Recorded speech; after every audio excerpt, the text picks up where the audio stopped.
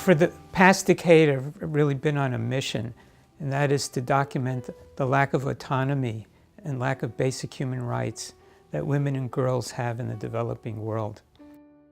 I started this project in 2001. It was on assignment for the Global Fund for Women. And it was like for the first time I came face to face with the aspects that I cover in this book, the harsh reality that women face on a daily basis. I'll never forget walking into a shelter for victims of physical abuse in Ulaanbaatar, Mongolia. I came upon that reality, and then I also experienced all the wonderful work that really hardly ever makes headlines, but there's like whole armies of NGO workers and healthcare workers who really work tirelessly to really empower women and girls.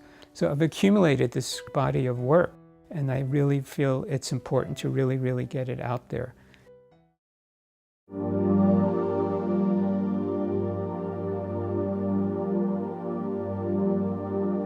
For me, the portraits I have chosen for this book really have a lot of power. They're reminders that every life matters, every person counts, because one can read a lot of statistics about all the pain and suffering that women endure, but I really feel like these portraits communicate in a different way. And there's some images I took in northern Nigeria, and you can see the vast number of women crowded together just want to be able to see a healthcare worker. Many women really risk their lives to have a child. Without any sort of sex education or without any economic opportunities, young girls are forced to have children at a very early age, and that's especially dangerous. It almost commits them to an endless cycle of poverty. Here in Guatemala, there's some pregnant teenagers waiting to be seen by a healthcare worker, and 50% of the girls marry before they're 20, and if they're indigenous or they don't have an education, the percentage is much higher. And by the time they're 30 years old, many of these girls will have 7 or 8 children. So the consequences of early pregnancy can really be devastating. As a matter of fact, in developing countries, the pregnancy complications among adolescent girls is a leading cause of death.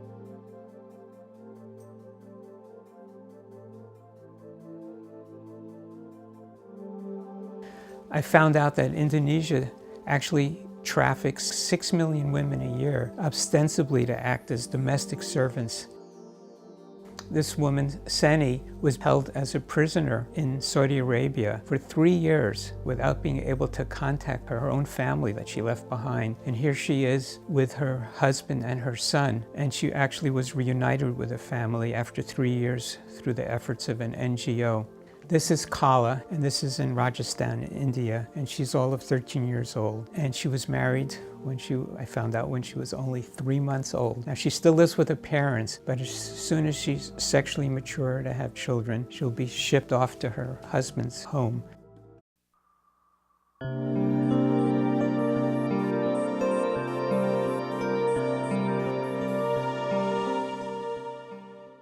Now, I also recently had the opportunity to photograph a lot of domestic violence cases in India.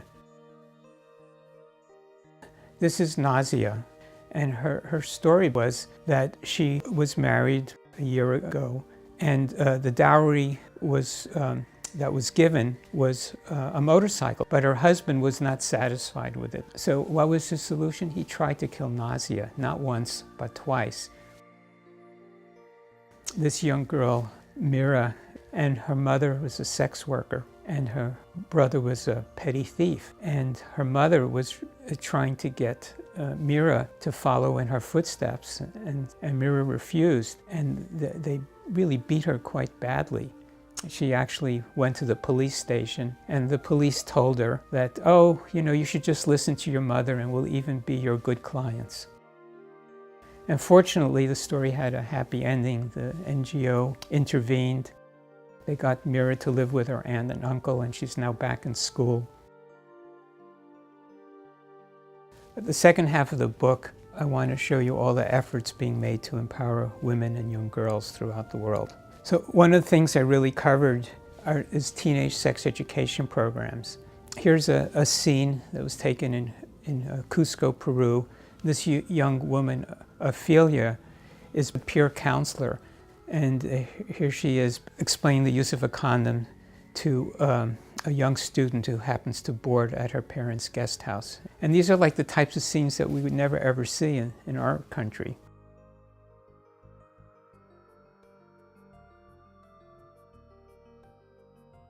I've also tried to cover the issues of economic empowerment. In Ghana, I've documented the Women's Trust, a microfinance program. And this is Sarah, and she started off with like a $50 loan. She's grown her business. She makes about $3,000 a week, bakes like 8,000 loaves of bread for a week, a tremendous amount. And she's using her money to ensure that her children will get a full education. And I was in Gujarat, India. I went to visit this NGO. This was in the Kutch region, which has tremendous heritage of textile work. Most textile workers right now, if they want to earn some sort of livelihood, they usually get to work in a factory and just mass produce work for Western consumption. She actually started a school so these women can really learn to be designers of their own work. And it's been very successful. And these women have great joy in doing their work, but they're also very economically successful. They sell their work in boutiques in Delhi and Mumbai and even export it some to Europe and some to the United States. And this is Kuraven, and she just really loves her work. And there's a series of other women and young girls who have gone through the school who do quite well.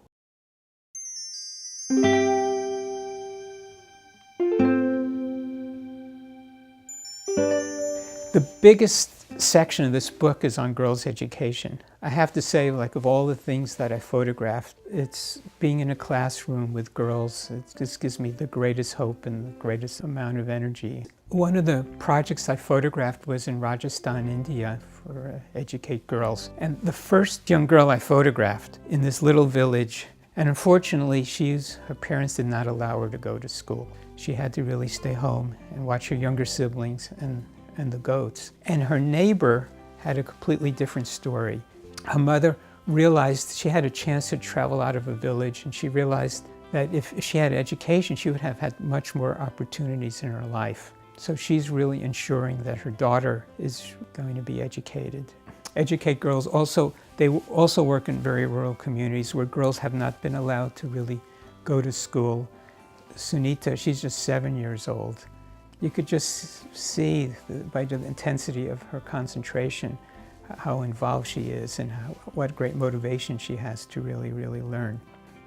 So another program I photographed was Women's Trust in Ghana.